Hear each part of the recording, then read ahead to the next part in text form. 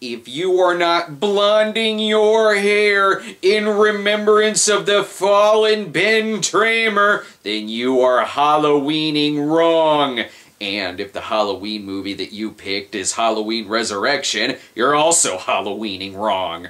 In Halloween H2O, Laurie Strode returned to chop Michael Myers' fucking head off. Anyway, here's another sequel. H2O was intended to be the final film in the series, but, you know, it made money, so I'm sure we can work around this. There was even talk of doing an entry without Michael Myers, but Mustafa Akkad put a stop to that due to previously attempting the same thing with Halloween 3. Because God forbid doing something different, God forbid it's like the movie that's ironically better than any of the Myers sequels. So in 2002, we got Halloween Resurrection, a movie about people competing on a reality show in the Myers house. And it's a movie so shitty, it has the subtitle of Resurrection, which is always code for this movie is shit. You can tell they had faith in this Halloween film because they released it in July. What the hell kind of bottom of the barrel film company made this movie?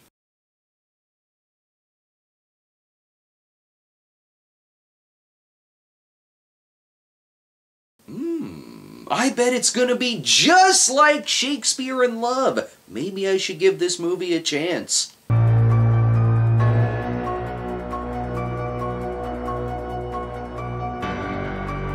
Pass! The true horror of the film was putting Tyra Banks' name over Jamie Lee Curtis's. And stop touching the damn credits, Harvey! We open in the screenwriter's room, a nut house. And waiting for you on the is either heaven or hell.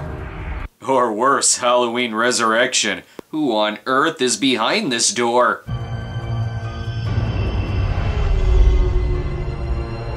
I fucking knew Annabelle was behind this! Actually, Jamie Lee Curtis is a patient here as a result of Harry Tasker driving her insane. And here is the genius explanation of how Michael is still alive.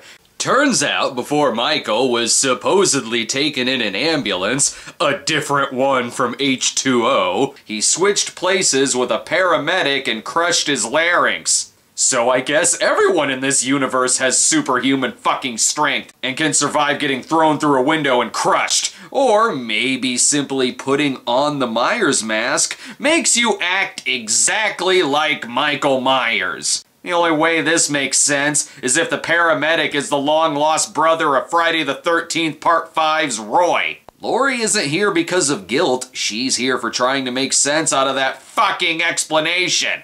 And to spit out her pills to make the world's worst piñata. But someone's here after visiting hours.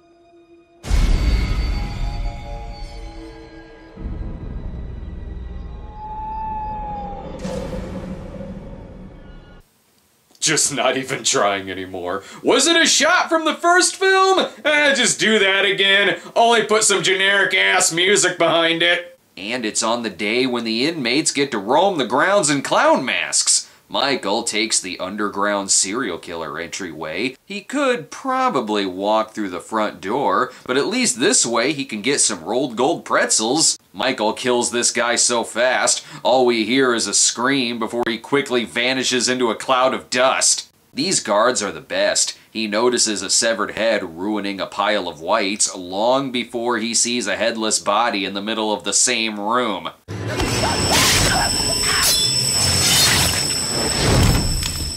Probably for the best. Michael is gonna sneak in and out just like a jungle cat.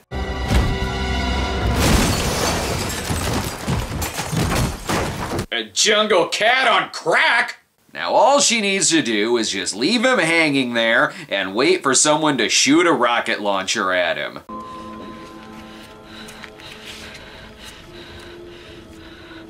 I just have to be sure. Oh, my mistake. Laurie's an idiot in this film. You know, regardless if that's Michael or not, whoever that is trying to kill you.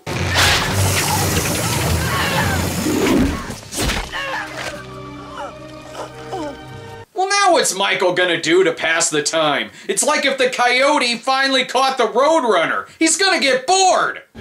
I'll see you in hell.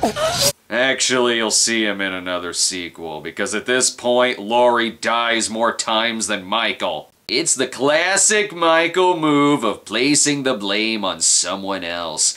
That's why we all thought this old lady did the 1978 massacre. That is classic Rosenthal. No, seriously, Halloween 2's director Rick Rosenthal returns to direct this film. Why? So he can kill Ben Tramer again? Now Michael must destroy all security cameras in the building. Michael Myers. Born October 19th, 1957. Well, that guy gives a bigger shit about movie continuity than the movie does. 1 year later at the Haddonfield University, let's see, we need a main character. Someone in this room should do. Okay, let's make it this girl, why not?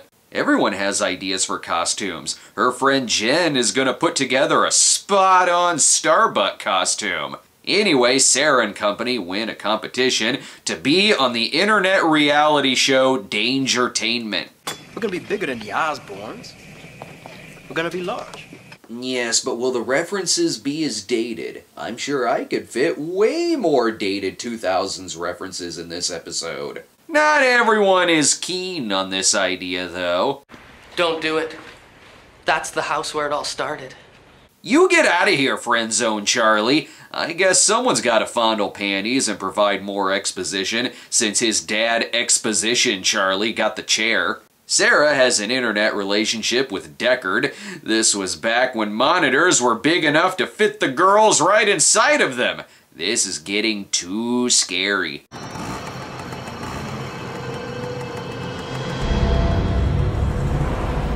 Not the 2400! Now for more auditions under the supervision of director Freddie Harris, played by Busta Rhymes. Sir, you're gonna want the That 70s Show audition in the next room.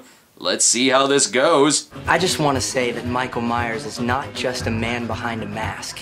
He's a legend. Ooh, we gotta have him on the show. He's the famous Rookie of the Year. You don't have to go far to find Michael Myers. He's the great white shark of our unconscious. And pick that guy for his amazing Curtis Armstrong impression. I guess the spirit of Michael causes another stupid jump scare with falling stage lights, which for some reason makes Freddy come. This is too much for some people. I'm dropping out. What? Look, this movie's really stupid. You just had a jump scare with a set light. I'm out. Oh, okay. We'll tone it down on the cheap jump scares. I think it's perfectly revealing. This movie's as subtle as throwing a firecracker in your face. But something here sounds familiar. Did you see the boogeyman or something?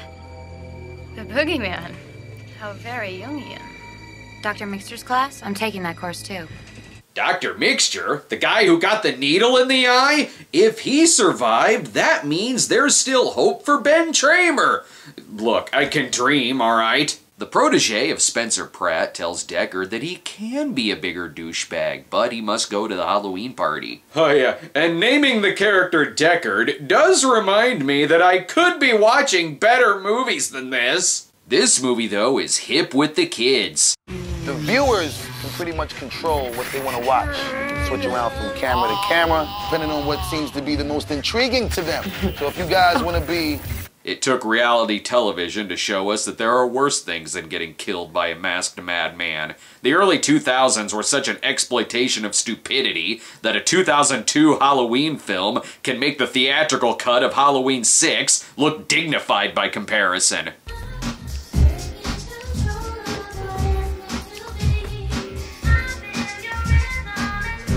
Dead ass, though. Unfortunately, Michael wants to renegotiate the contract on allowing them to film in his house.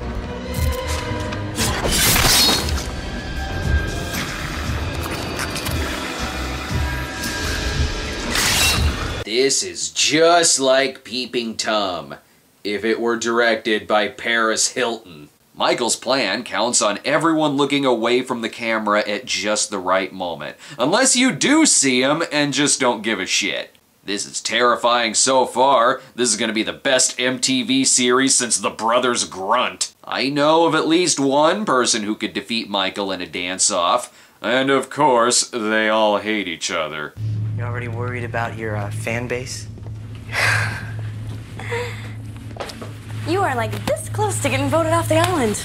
You're fired due to being the weakest link. Goodbye. You can pack up your knives and go, Michael. Oh my god, a knife in a kitchen. You think this is the one that he used to, do his thing? No, they'd keep that in an evidence locker somewhere. Yes, it was the Rob Zombie Halloweens that are the true travesties of the series. Sure.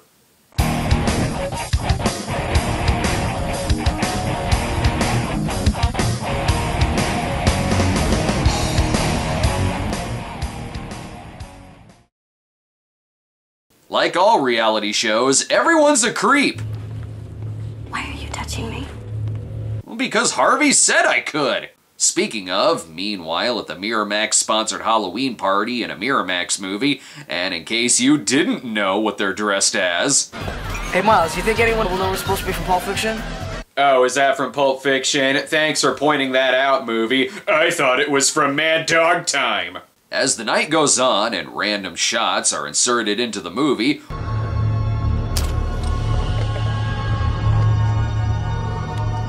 the reality show within the movie is better edited than the actual movie. Plus, there's another familiar name. Shit!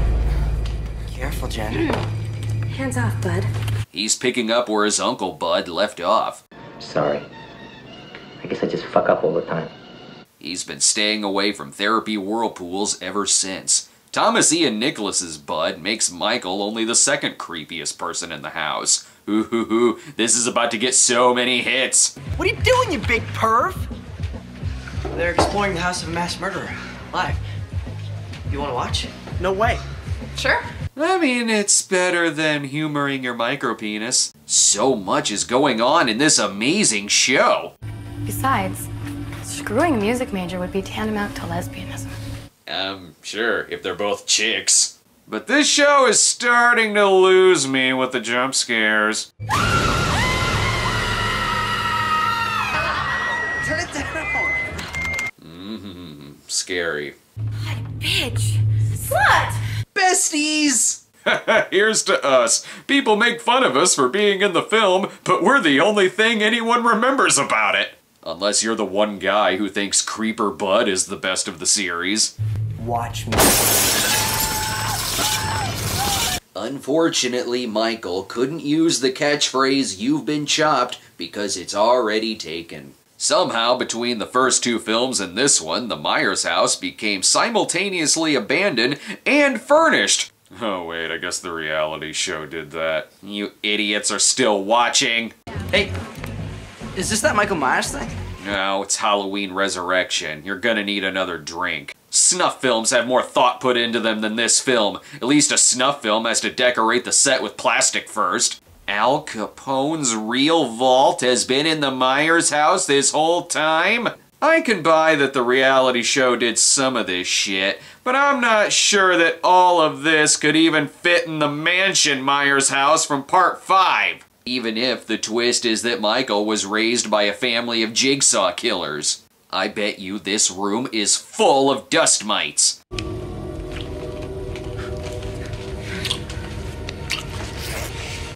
Sure.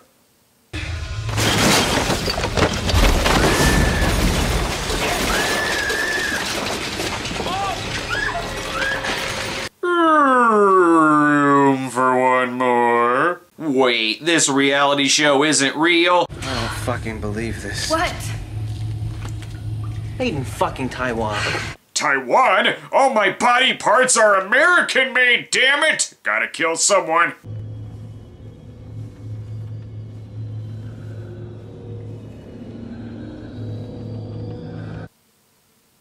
I have the feeling something really stupid is about to happen. Oh, shit, man. Charlie, where the fuck you been at, man? Don't you know we've been looking all over this motherfucker for you? And why the hell you dressed like me anyway? Go on. I said, what you looking at me like that for? Huh? You don't get it? You don't get it? Your shit ain't working up there or something? Not only is Busta the memorable thing about this movie, but he also has the best scene. I left the back door unlocked for your ass to go out the back into the garage. And that's what scares Michael away. You mean this whole time he just needed to be screamed at like a child? Good thing Tyra's on hand. Now everyone knows more about the backstory from this article in which the reporter magically got a still shot from the first film. Michael doesn't stand for people touching his lunch. And they laughed when the Myers family added on the basement from Arkham Asylum. Now to kill this girl and go back to eating my fucking rat! That was so fake. No, wait, you guys, that really just happened. She was just killed. Deckard, you should know the difference between a real Halloween film and a replicant Halloween film. Anyway, I've been back here for 30 minutes. Fucking notice me!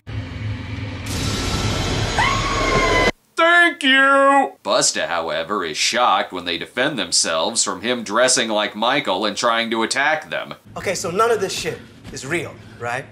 Like the furniture, the photos, all the fucked up toys. It's all fake. We've been set up. You're shocked that the reality show staged shit? Did you think the actual killer was gonna show up? Oh wait, I guess the actual killer is here. As Katie Sackhoff finishes smoking a joint with Dirk Benedict, she's saddened that she's not gonna be harassed by Bud anymore. Plus...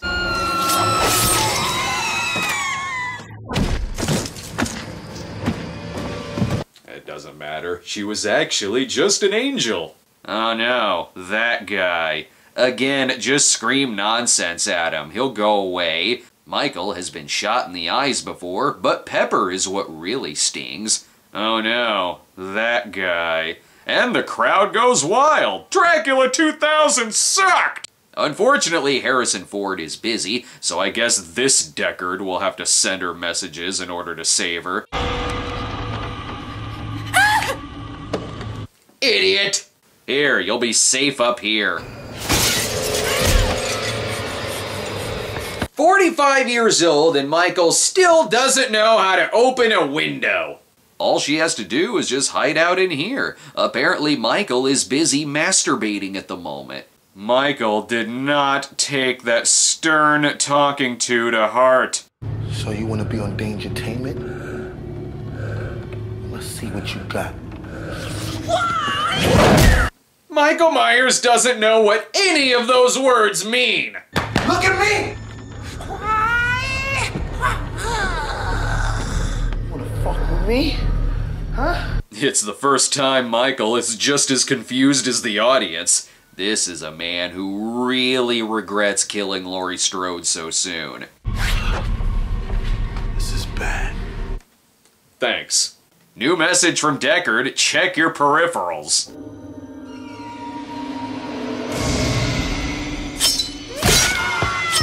What? No trick or treat, motherfucker?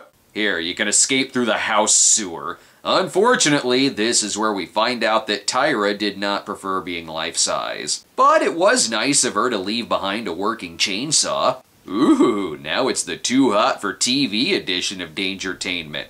Oh right, fire doesn't bother me. Moving on. At least I only have to deal with you and not Busta Rhymes. Trick or treat, motherfucker. Thank you! Not the Freddy vs. Michael movie I was asking for. Every other shot continues to be in slow motion to get the movie to 86 minutes, and Michael is severely regretting not getting the wiring checked out. This is why he should have rented instead. And now everything is fine. Yes, thank you, Deckard. I had to be reminded of this.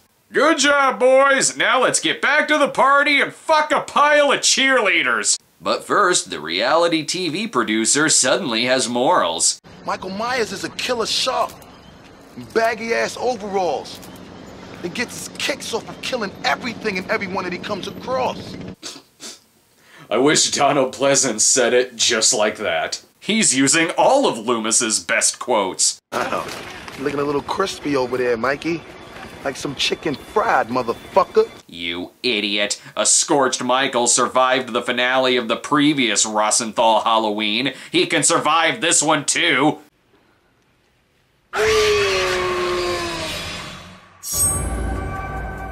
Not that it matters, because like Part 6, there is no follow-up to this film. A sequel was planned for the film, which would have brought back Josh Hartnett's John character seeking revenge for the murder of his mother. Oh man, that movie didn't get made. The movie did turn in a profit, but received such a wildly negative response from critics and audiences that the producers thought, is it even worth continuing? Unless, of course, you ask CinemaScore, whose audiences deemed it almost as great as Medea Halloween 2! So the producers decided to go the remake route with Rob Zombie's 2007 film Halloween. But then again, it's a remake, which automatically means it's the worst, no matter what happens in the film. Or at least we'll find out next year. God damn. What the hell somebody gotta do to get a little decent help up in this motherfucker?